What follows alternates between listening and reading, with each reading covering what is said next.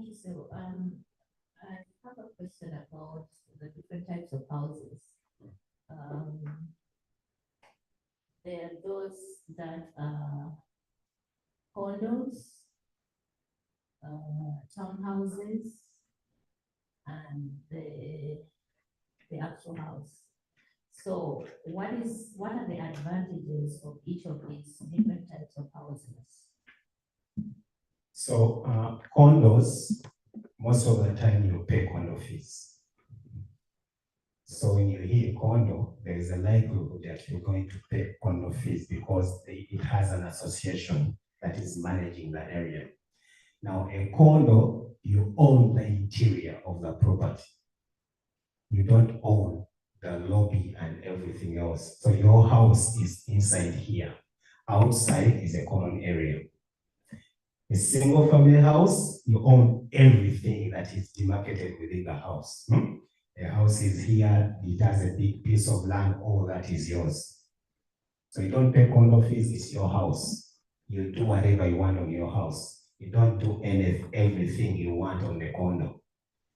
So, and if you fail to pay condo fees for a certain period of time, they have a right to take that house away from you, or they have a right to sell it, to force you to sell it to someone else and pay them. So that's the challenge. Then we have also what they call townhouses. Townhouses are usually houses that are attached. They can't call them townhouse. And they call them townhouses because back in the days, they used to build them around the town. Because the town didn't have enough piece of land, so they will build a house and they attach another house on it. So in a portion of it, the building has two houses owned by two people. One owns the one unit and the other person owns the other side of the house. So yeah, some townhouses can pay condo fees. They don't usually call them condo fees, they call them HOA, some townhouses. But most of them don't. Yes. But you find those most of the time in towns. So if you go over to other areas that are not closer to the town, most of those are single family houses. So we call those single family. Now the multi-family houses are those that are half units. And then you one unit 1, one unit 2, and unit 3. Those are multi-family houses. For first-time home buyers, they can give you a mortgage of up to 4 units. Above 4 units, you don't qualify if you're a first-time home buyer. It becomes a business, an investment property. But you can buy a unit 1, 2, and 3. I usually advise people, if you are not in a rush of running away from where you are, people can always start with multi-family houses, because there is an advantage. A 2-unit, when you buy it, you live in 1 unit and rent out the other unit. And that unit can help you pay for mortgage. A 3-unit, when you buy it, you live in 1 and rent out 2 more units. And those 2 units can help you pay mortgage for these units. You still pay the same down payment someone of a single family house has paid. On even those units can be 3% or 3.5. Now, if you choose to say, now I bought this, I want to leave and get another house elsewhere, a single family, there is a car, you get that house at still 3.5% or 3% on the second house. But it does not apply the other way around. Obango in a single family, no multi-family, you're likely to pay 20% down payment, because the logic is you are telling them that in Koyo Kubera Navapangisa Katinjala Kubera Zeka. Where you're a primary resident of the house becomes your primary residence, you pay 3% or 3.5%. But where the house becomes an investment property, it goes to 20% down payment. Now, you're not going to give them a logic of, I was living alone, now I want to live with tenants. Na single family, so the Chikola. So the Baja Kugama, this is going to be an investment property. You can qualify too if you have the capacity, but you have to have 20% down payment. So when you buy a multi-family, you have a good advantage of buying another house, the same payment, the same down payment. My wife and I bought one at first, and when we went to buy another one, we still paid the same. When we went to buy a third one, it was still, but you keep explaining them what you want to do. As long as it's a primary residence, you pay less compared to a house that is for investment. Okay. Question, not really a question. I just want some clarification. Is supposing I have unemployment and after 6 or 1 year, when I had already mortgaged, it's terminated. It was not clear to me that you don't, when I get a new job from the original, when I have been, my contract has been terminated. I don't know, you mentioned something that you have to, I don't know. So when you apply for mortgage and you have a job, it is advisable you keep that job until you get a house. If you get terminated on this job, make sure you find another job within a period of 3 weeks. If you do it for more than 1 month, you have or breakings between employment. So the first period of employment will not be counted. And you cannot get a mortgage on the second one until you make 2 more years. Yes. So when you forward to open a term, you have terminating and normally there's a being at all. No for no mulala, no gamma mortgage. Or when you go, no problem, as a or qualifying a mortgage. Yes. They move on 3 weeks, 2 weeks, they accept that.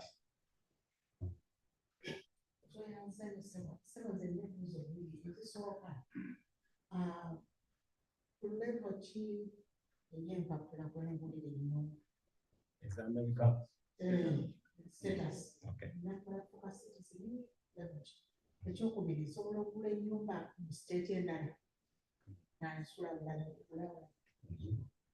Yes. Osobola okugula ennyumba mu state endala ng'osula walala n'ogula walala. Yes. Kisoboka bulungi. N'eyokubiri n'eyokusatu. Actually, bw'oba oyagala okwaculating amayumba mu America ng'okola business, buy in different states. When you buy in different states, you just tell them that it's a vacation home. All vacation home are homes. They consider that as a vacation home. Kati bw'olumala renting. State vacation home, but they are renting.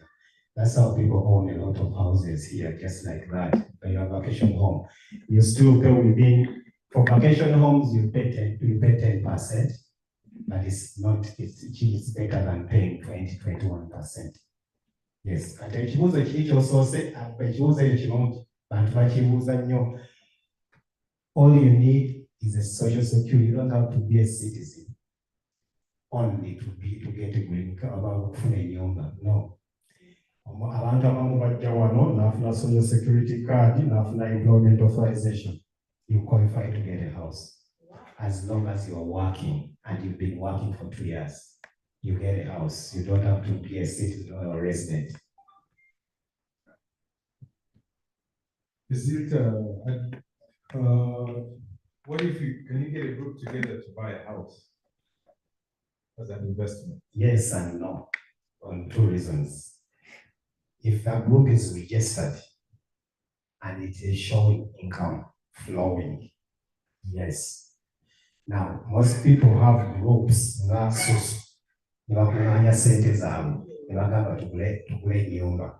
cannot get that house as a group because you're not anywhere registered. Even those that are registered, they have to show income flow for the last 2 years to qualify. And later 2 years, so this is how people work around it. When you group, we also around 10 ati tujjeyo mortgage, nemukozesa omuntu omu najjeyo mortgage. Wamala okujjayo mortgage, you can register that house in an LLC. The LLC is owned by a group. Then the mortgage. The mortgage itself will be in this person's name. They are accountable. Then with them owning a new, so all you can do is to keep contributing on the mortgage. Then after about a year or two, you can go and change the title from this person's name into an LLC. But for the first time,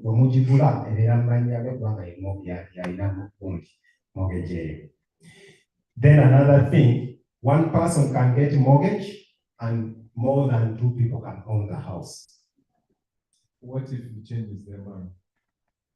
They have a right to change their mind because it is actually their house until you change it into an LLC. The group has to be registered. The group has to be having income flow in a business. Data center, we work them for 2 years, and then but just a group just like that, not registered or anywhere else, like SUS or whatever, said, you can only do that when you buy it cash. Thank you.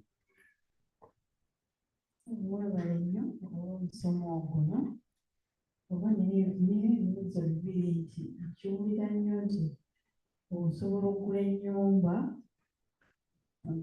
naye ate oba n'ekulemerera ne bagitwala. Kati I have a scenario nti bwe mba nguza ennyumba ntera okuwulira nti bazisasule abasinga myaka nga 3 oba plus. Kati down the road after 10 years if I become disabled, God forbid, ebadde ya myaka 3 sikyakola, sikyalina income, awo nakoze family house bazijinjijjako ne bangoba mu nnyumba. Kiki ekibeerawo? Ekirala nti wayogere ku balenders bano, lenders okale nga bwenkimanyi oba nti ntera kubeera bank naye simanyi oba lenders babinojja bali awo abalala bemutuukirira mu ba real estate basobola otuwola ku ssente etugula ennyumba ezo. Ekyo nakyo kibuuzo. Ekisembayo kyenjotandikirako, yes, waliwo private lenders. Their interest rate is way too high. Private lenders generally, abakola business oba oyagala okugula ennyumba ey'okuflipinga mortgage bank tekukwa kubanga ennyumba ebeera mbi oyagala gitalizo tekugenda naye. You go to a private lender, they can go up to 15% interest rate or even 20% depending on their choice. They are regulating and they decide what rate they will charge you. So it is yes, but I wouldn't advise you to go for them. Ekisose ky'obuuziza, the obligation of a borrower is to pay the mortgage. The house does not belong to you until you complete that mortgage. The house actually belongs to the lender. Naye oyina right ekikolerako byonna by'oyagala. So bw'oba ofunye ennyumba bateekako abantu babiri amannya. Bwe erinnya lyo libaako on the deed as the owner, but there is a lien on that house, and the lien is for the mortgage lender. So which means you can't do anything on that house or selling it without the knowledge of the lender. So it is advisable that you pay mortgage. Now, that's a mortgage for a period of 6 months. The lender has a right to foreclose the house on you. Now, there are 3 ways they advise people. 1, sell the house immediately before the lender does, because it's going to affect you. You never buy a house elsewhere. More in a record year. So sell the house as soon as you can. That's number 1. Don't keep the house more in issues. There is a disability. Number 2, if you really can't sell it and they are rushing to ask you for money, there is what we call short sale. Now, a short sale, you talk to the lender and you find someone who buys buys the house. And when they buy the house, they pay off the lender's money. When there is a chance that lender can forgive you the balance. That is if it's a short sale. Lender can forgive you, but for example, if it's a house is short sale usually it could be around, so you can sell it maybe around 250,000. So you talk to the lender, but when you talk to them, they can forgive you that. It usually doesn't go on your record, though they can see that you have a short sale, but you have a chance of getting another house anyway if you want to. But the foreclosure is the worst because they are actually forcing you to go. And they are closing on the house without your knowledge. Maybe you have a back informing that about to arrest for and closing that, and that will be the end of you will never buy a house elsewhere unless you buy cash. So Mubango situation sell it right away. Of the sentence of the child. Then the presentation is about 10 minutes. 15. Just real quick, because that's a follow-up. Thank you, brother. So if I want to make that as like you buy and then you sell, like, can you explain to us how it works? And also, if, for example, just as a family, when I want to buy, right? But we want to combine incomes. So do they look at it as a combined income or each one of us? For you and your wife? Determine how much, For you and your wife? Yes, you can buy a house as two people and they combine both your income. If your income is not enough and they can add income, not even your wife, you can buy a house with anybody. There are so many ways you can own a house. When you buy a house with a friend, in America here, we both own a house. If you choose to sell, there are right procedures, so it's again a Cooper. So, but that person can also bring their income, owning a number maybe. Yeah, it is acceptable. What was the other question?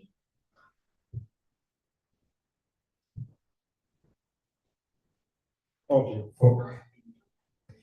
we're talking about flipping. was about buying and selling. So buying and selling is a big topic. It is hard for me to explain to you how to My answer. question is, like, just briefly, how, if I want to make that as, as like part of my job or income, source of income, how can I do it? So there are three ways you can have, like 3 or 4. You can do real estate as an investment. One, you can buy a house, but intend to sell it in about a year and just get equity. I buy my house today, I live in it. Next year I sell it, I buy another one, I live in it. So for you, you keep going around. But every year you can make some money from the equity of the house. Anytime you want to buy a house. In COVID, people bought and sold houses. And they were you buy a house today. I have a friend who bought a house at 400,000 in 6 months. He sold it at 600,000. That was COVID. Seasons change. It's not the same season right now, but you can do an investment that way. Two, you can buy rental, a house like 2 to 4 units, like I told you, and you rent them out and make money from there. 3, you buy houses that are ugly, fix them, and resell them. That is flipping. That's a big topic. But that one, you don't really get financing most of the time. You need to have your cash. Like I told you, whoever gives you financing could be a private lender who is asking for a lot of interest.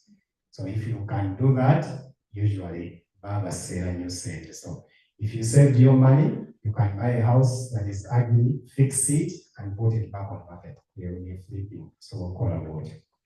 So other people do buy warehouses.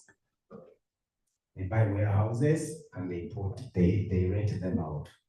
That's also a business that is common these days. People don't want to go into rentals because of issues, so they just buy warehouses and rent them out. So those are so many ways you can do investment. What about storage? They are same as warehouses. They are storage stuff, but where you can buy and keep stuff over there. Yes. Yes, so Thank you for everything. Sister America mentioned that if you buy a house and you might be worried that what if down the road I get disabled or I can't pay my bill. You know, I just wanted to point to people that they shouldn't be afraid to buy a house on the point that if you are disabled, you can't pay. If you're disabled, there's something that's called Section 8 home ownership. And if you get approved, actually the government can pay all the mortgage for you while you're still disabled and still keep your house.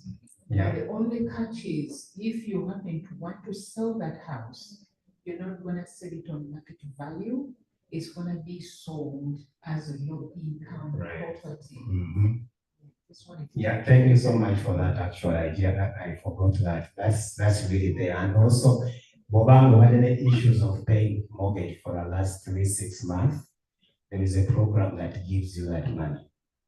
They take care of that money, and as long as okuvana maybe obadde tosasula kubanga tolina mulimu naye kati okufunye naye bakubanja emyezi n'ebirala emabega. They pay for the 4 months, then notandikirawo n'ogenda maaso. So all those are there, but you have to communicate with the lender. The lender has to be in the know of what is going on. Or say policies, they can foreclose the house on you without you knowing. Okay, so kangende katono mu mweno presented one point generally saying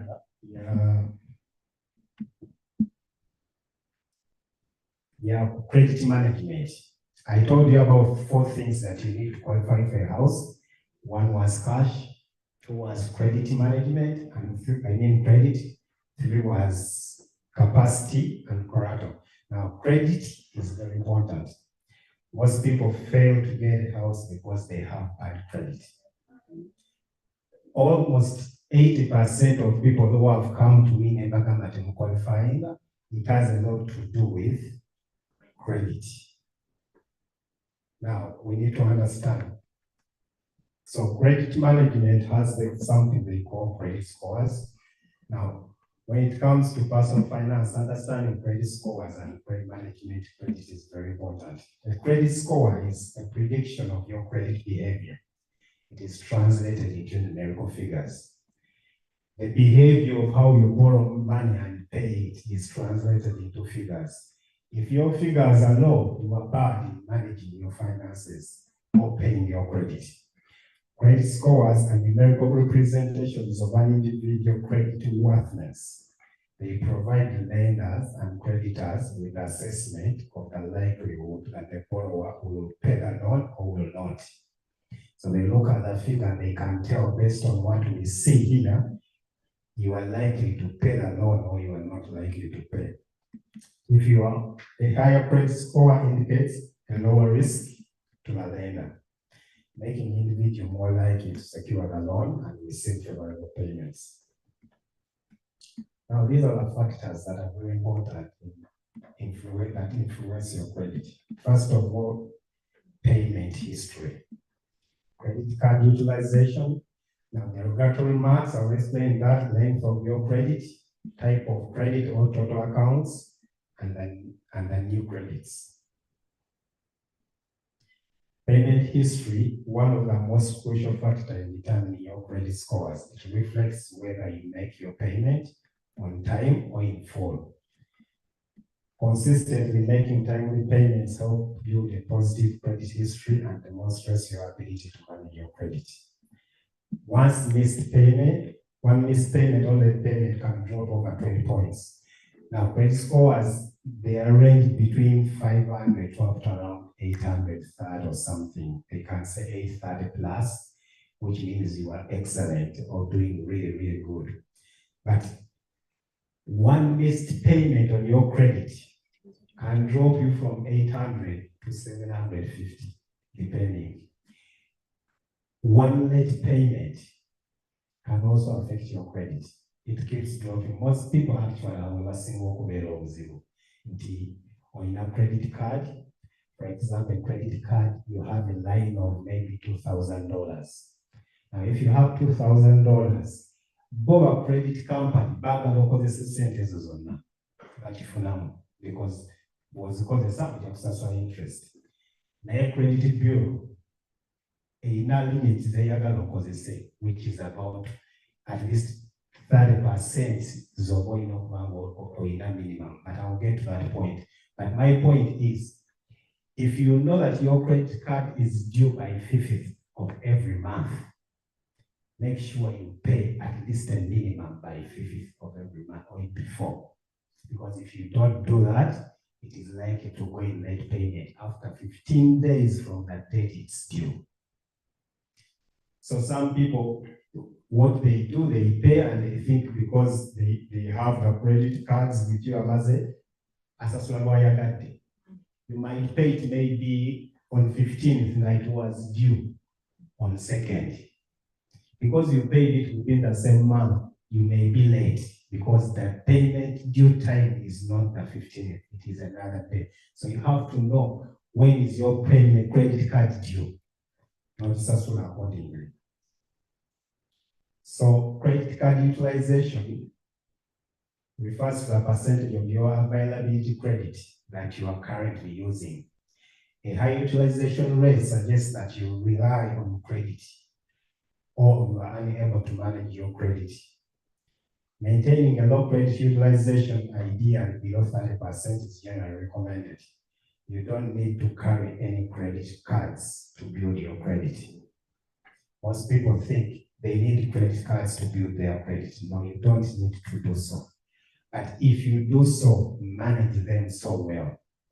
Now, the mathematics is, if you have $2,000 on your credit as a credit line, and you use it all in a month, make sure before the due date, you have paid and at least you are left with 30% of the 2,000. So that puts you in a green line of credit card utilization. Any figure that is above that will go in yellow and in the red, and it will drop your credit scores. So you make sure you are within that range. If that 30% of 2,000 somebody was going to make our money back, could be maybe 500 or 700, whatever. At least for what's also making sure you can use it all, but make sure when you pay, you are left with a balance of at least 30 or even less. 10% is much better. So that is how you utilize your credit well. That's why they always tell people that don't go by what the credit companies tell you, because for them they are making money. The 10,000 you have on your credit is not yours.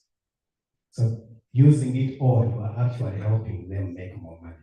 So when you use it, at least make sure that you pay. And it's very hard to use a lot of money and you pay maybe 10,000, 30% is 3,000. If you use 10,000 in a month, are you really able to pay 7,000 within that month? It is really hard. If you go into another month, you are more likely to have you paid off maybe $10.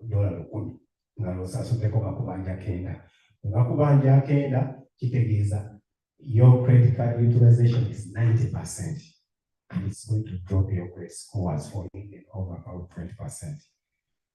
So you manage your credit that way.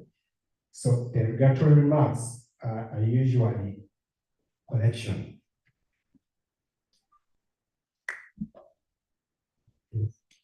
I've got questions online, which I wanted to do, but currently. Let me finish it and so usually this is what happens when people don't pay other companies. You have electric bill. So you moved in that house and went to another house and you never paid that bill, but it was in your line, in your account. And you organic and so what the electric company will do, they will send your name to the collection company. Now, collection companies work with the person who yo nemusasula. So when musasula maybe is omubanja 12 katukuwa olukumi. And you know they kubanja. When you don't pay, they report you to a credit bureau. So maybe that is say declare letters for a period of 6 months. And if you don't pay, they report you to a credit bureau. And that report will be under the derogatory remarks. It will show that actually wakubanja. The moment it comes over there, you can lose over 30 points. The advantage with that, when you pay, it will go off the following month if you pay all the debt. But as long as you don't pay, it will show and it will affect you. So the length of credit history, usually you don't have much control over this. The age of your holders and newest accounts plays a role in determining your credit scores. A longer credit history allows lenders to assess your credit worthiness over time and provides a more comprehensive view of your financial behavior. Generally, a longer credit history is considered more favorable. So I have a credit card that I opened in 2019. How many years are those to now? Could be maybe 5 years, whatever. 5 years. So the history of my credit, looking at that credit card is 5 years, which could be good. Now, if today I open another credit card, they are going to divide 5 years plus 0 and divide it into 2. So the credit history drops. That's why we really don't encourage people to keep opening up a lot of cards. When you open it today, your history is going to drop. Because it was 5 years, now when they open today, they divide those number of credit cards you've opened in a period of time and they divide it by the number of cards, years, and say, oh, your credit history is 1 year. Never done a card for 6 years. Why are you telling me it's 1 year? It is because you've been opening new cards over and over and then they divide that. Then 2, on the credit line that I told you, usually they look at the average of the credit. For example, if you have 4 cards, one card has 4,000, another card has 2,000, 3,000, and they all add to 10,000. So they look at that line. If you used one card and used all the 2,000, the 30% is not determined on that particular card alone. It is determined on all the cards. So they are looking at 2,000 and 10,000, the average, you fall under 30% credit card utilization. Now, when you close one of the cards, the line drops. You have up to 5 cards, for example, each of the cards has 2,000. That is how much? That is 10,000. I'm trying to explain why they don't allow, they don't accept, they don't say people should not close the cards. So when one card gets closed, the limit, the line of credit of 10,000 drops because that number of that card has been removed and that line is no longer there. So maybe when there are 2,000, you remain with 8,000. Now, if your balances was about 5,000, the utilization increases and it drops your credit scores. I don't know if you got that, but it is basically telling you that when you're using your cards, you have to be very careful how you leave the balances. Leave balances way too low, below 30% of your credit line. So we have type of credit usage. Having a diverse mix of credit accounts, responsibly managed, not that, responsibly managed can demonstrate your ability to handle different types of credit and may positively influence your scores. If one of the accounts, such as credit card, mortgage, student loans, auto loans, falls off your credit, that's what I was trying to explain. If they fall off your credit, your scores may drop since you are losing a line of credit that gives you a lot of your credit history. You had a student loan, well, it's okay, you pay it off. It's okay to pay it off, and I encourage people to pay it off, but for the first time, it will drop your credit. because that line of credit of that particular card has been lost. The last one is inquiries, credit card inquiries. Any loan, this is simple. Any loan you get, when you apply for credit, the lender will typically perform a credit inquiry to assess your credit worthiness. These inquiries are recorded on your credit report and can slightly lower your credit scores. Multiple inquiries within a short period of time may be viewed as a red flag, potentially indicating financial instability or excess reliance on credit. So don't go get loans over and over, because every time you go, they will have to run your credit. They will have to run, and when they do, it will have a credit inquiry on your report and it will drop your credit scores. So, simple terms, how do you maintain your credit in good credit? Pay your bills on time. Do not miss any payment. Keep your credit utilization low, at least at 30%, 10% is better.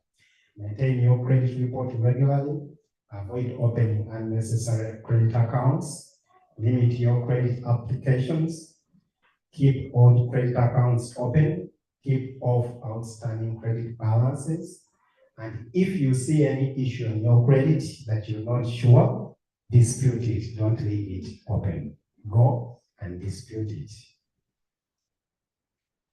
So, credit card management is an ongoing process that requires diligence and patience. By consistently practicing responsible credit management, you can keep building and maintaining a healthy credit scores, helping to ensure access to credit and favorable financial opportunities. Please remember, your credit plays an important role in achieving your dream in this country. It doesn't matter how much money you have. With bad credit, you won't go anywhere in America. You need good credit. You don't need to borrow money, but you need good credit. Not all of us can afford to buy $1 million house, but you can afford to get a loan for that. And for you to do so, you need good credit. So if you screw up your credit, that's why you see so many people struggling getting student loans, they're struggling getting car loans, they're struggling. So it is not advisable that you keep getting loans everywhere, but sometimes you have no choice. And it's a better way for you to grow, but you need to have your credit built well. Thank you. Questions? I have two questions online. These are from people who are on Zoom. The first question was that, let me just read it again. If I'm in Uganda, can I buy a house cash? That was the first question. And the second one was, can you buy cash? Can you buy a house with cash when you have no good credit? Yes, to both. If you are, anybody can own a house in America. This is one of the countries that is very flexible. You can own a house in America as long as you buy cash. All other requirements I told you apply if you want to get a loan in America. Not anyone can get a loan in America. You have to be in America, you have to be documented for you to you have to be working to get a loan. Some people get a loan in America, but it is really, really hard. It's not those simple people right now about bank, government, abantu abanene abamanyiddwa nti ono omunene asobola okubeera omugagga nnyo ne wayeewola America bamuwa, but not everyone can. So, but anyone can own a house. I bought a house for a friend of mine who was in Rwanda. He bought a multi-family here and paid cash. So yes, and the other question also, the answer is yes. You don't need good credit to buy a house. But some sellers are very stubborn because America thinks that good credit is everything. Some sellers can even ask you to check your credit before they give you a house, because the process of buying a house still is not, you don't buy a house today and you close today. It can take days. So some people want to be sure that actually you pay them their money. but you don't really need good credit. Those are particular sellers. If they say no, go to another house and you don't have to be asked for everything. And as a follow on that, oli bw'aba aguze ennyumba, bw'aba ali Uganda n'agula ennyumba, kirina kye kimuyamba ku mpapula ng'amaze gigula cash alina ku n'ennyumba. I don't have an answer for that for sure. But this is what I know. If you are in America, not in Uganda, I can't explain what happens when you are in Uganda, but if you are in America here and you don't have papers and you have established yourself here, at least I know it's one of the things they look at for you to get papers. You don't apply that I have a house now, I need a mortgage. I need to be a citizen. But if you have your case over there already, and you go over there with the documents that shows that actually you're a property owner in America, you have higher chances of getting papers. Not that you have a house now, you want to be a citizen. No, it doesn't work that way. At least I know it has happened to me, and I know it is a good thing to own something here because they look at how good you are as a citizen in the country.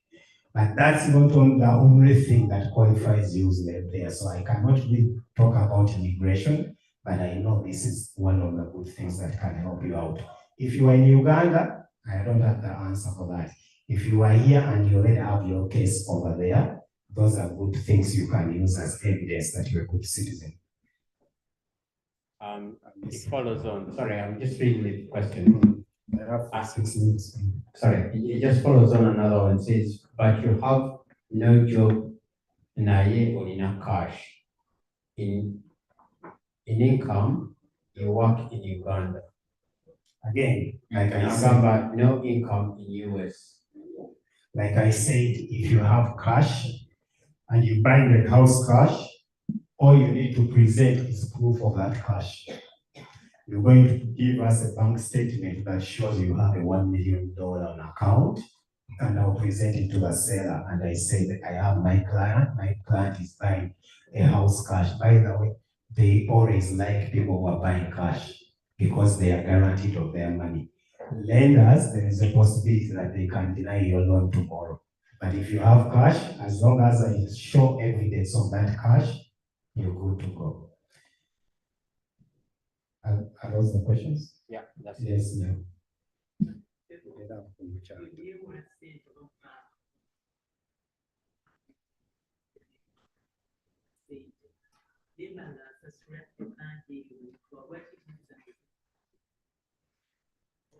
Now, the factors is not credit yo same. Kati bobanga obadde osasula credit yo. Naye ng'ogisasula mu time nkyamu, that's late payment. So ogenda n'otulira credit card yo, for example, obanga eri due by 5th of every month, don't pay it on 20th. It is a net payment. Osasula mu budde. So usually what they advise people to do an automatic payment for the minimum payment.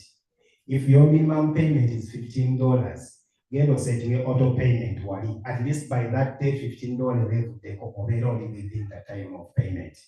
You can pay later more money, but at least togenda kweragira kusasula within the due date.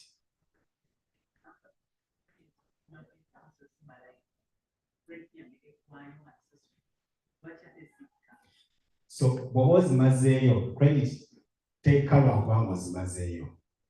Ekisa credit ebiseera ebisinga, because they advise people when you have credit cards, manage them.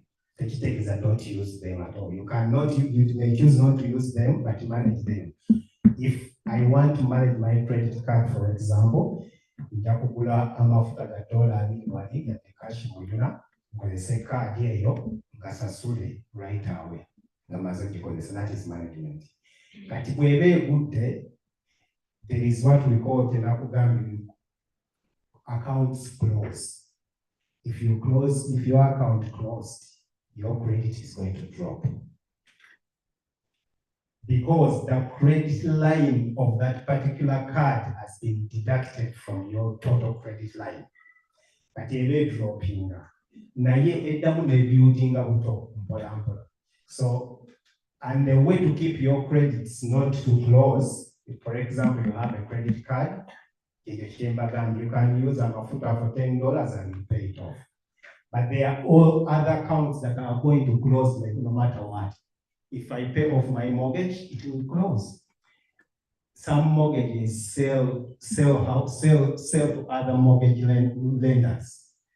So I have a mortgage company today that is called Isaac Mortgage Company, and I sell the house, I sell the loan to another one.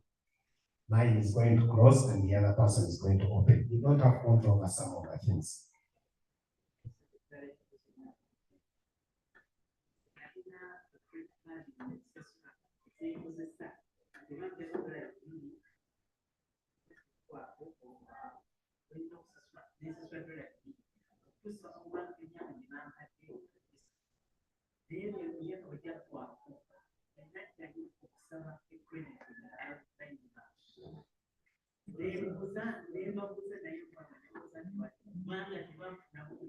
Yeah, you're not of benefit. Never. So different companies do things differently, but don't look at that. I advise you the best thing to do is not to pay interest. I don't think credit card companies cannot say there's credit scores. No, it is the credit bureau. At the government, interest. That is not the point for you to lose your points. There must be something else. Because credit card companies report if you don't pay to the credit bureau. And credit bureau will put the record, a negative record on your credit. So credit bureau cannot put a negative record for a reason because you need interest to the credit company. That's not possible. They only do that if you never paid the credit company or you paid late or for some other reason, you did not pay at all for some period of time, but not because of interest. Or if your account closed for some reason and the credit line dropped, they can also reduce the points on that for that reason. I see interest. In fact, they advise people because credit companies charge you interest if you don't pay within that month. If you pay within that month, you won't pay interest.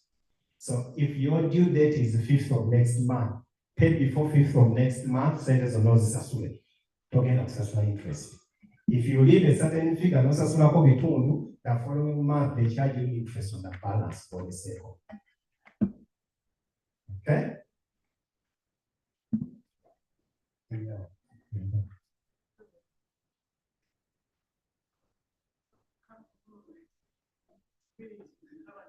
Mwami Robert, nyamba kukumchana mkina.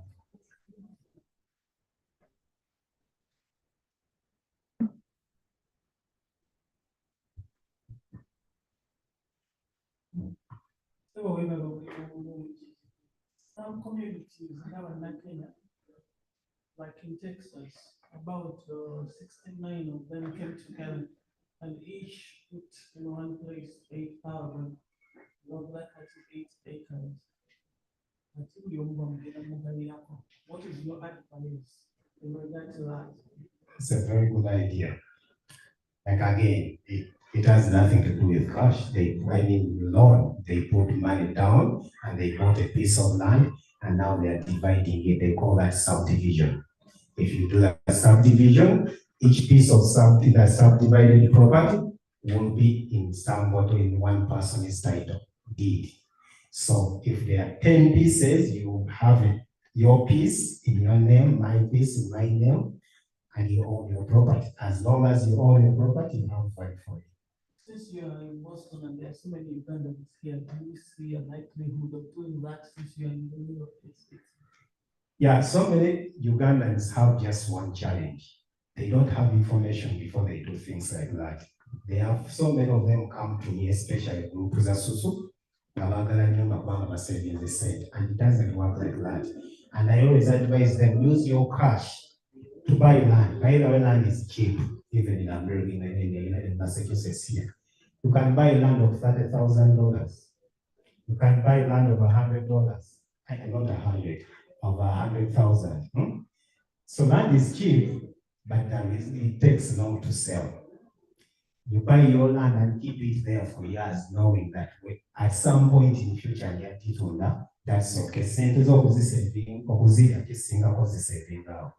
So it is a good idea if you come together and you say you have this amount of money, we cannot afford to buy a house, but we can buy a piece of land. You go buy it, because land requires a lot of due diligence. You have to make sure that you do a park test. Park test is a septic, so they have to make sure that the soil of that land is worth for the septic. So you have to do all the due diligence before you go buy that kind of land. But if everything is good and okay, at this point, most of the real estate investors are buying land and building because they make more money that way. Thank you.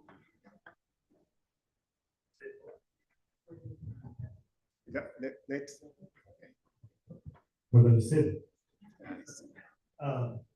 Buying land, actually, it's a good idea, especially if you have relatives or others who'd like to invest here in the state.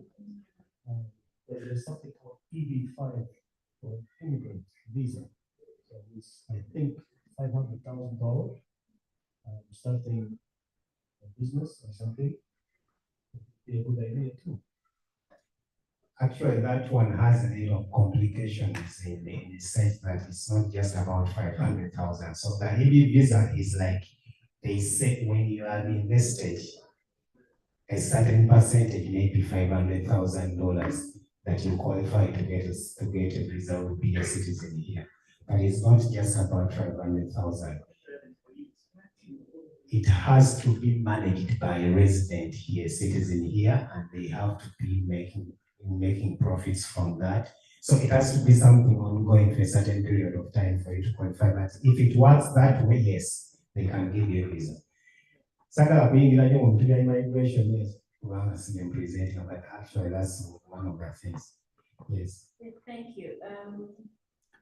I want to take you back. I think that should be the last one. Right? I want to take you back to the point you mentioned that you can build credit score without credit cards. How can you do that?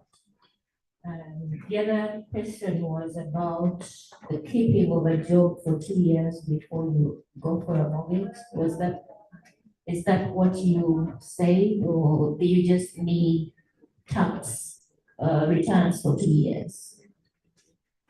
Well, for you to have tax returns for 2 years, you must have worked for 2 years. That's one. But you can have tax returns for 2 years, but from different jobs. Yeah, I didn't say we'll keep one job for 2 years. I said you should be in employment for 2 years. You can have 5 jobs in employment, but they have been running for 2 years. You can have one job for 1 month and get another job for another month, as long as there is no gap and you've been doing that over and over for 2 years. It is hectic for lenders. Lenders don't like it, but you qualify. So lenders who work well, they can just put all the documents together and they just make sure there was no gap in employment. And yes, it has to be consistent employment for a period of 2 years. Okay? The credit management, actually, that's very important for people to know that it's not, you don't have to have the credit for you to build your credit card. Credit cards, I don't know how to say, but it is, if you had just one line of credit, it doesn't have to be credit card. It can be a car loan, it can be a student loan, it can be anything, and you're paying that one card, one line of credit consistently, it builds your credit.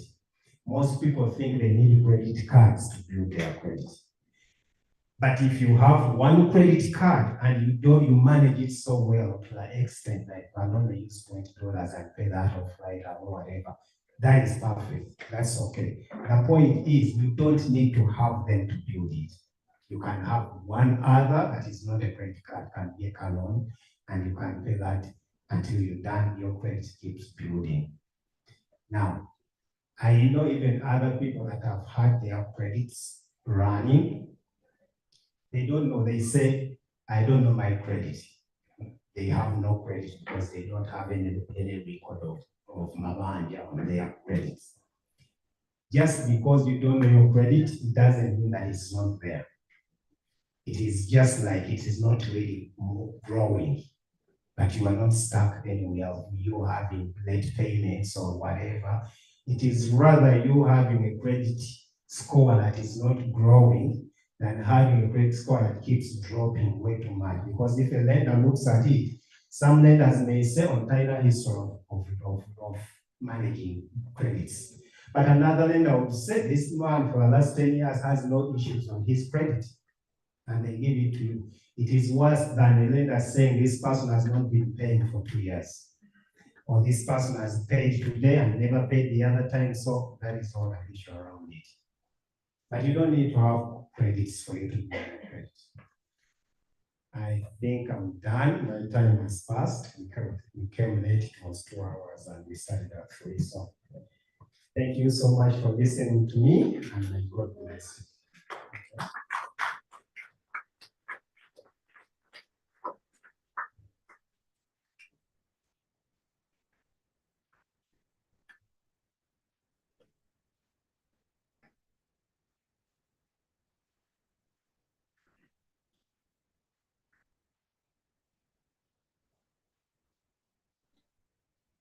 So our next program, we are supposed to go in co-curricular activities, which will take just 1 hour, and people will have their personal administration activities. And we'll be back here. We'll be back here by exactly 6. I'm hoping that there's no other thing to do. We'll be back here by exactly 6 for the divine service. And that's how the program will go. So I'm just going to verify if the group is ready for co-curricular activities. Then if you, and whoever is willing, it's not a must, we were planning to go somewhere and do some games and all that kind of stuff. Then we have a few minutes for personal administration, and then we'll be back here. Okay?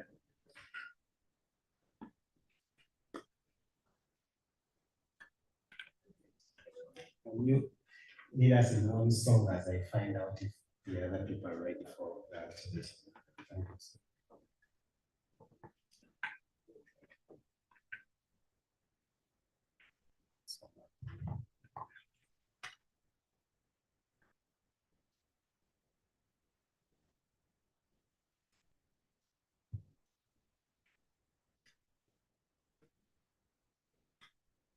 So what song shall we sing? Who has a favorite hymn?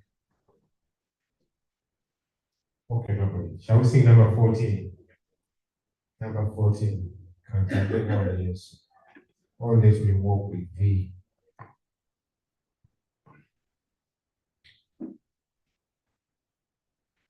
Kantambule nawe Yesu ga enoka weyano ya we onkwate kumukono era oyogerake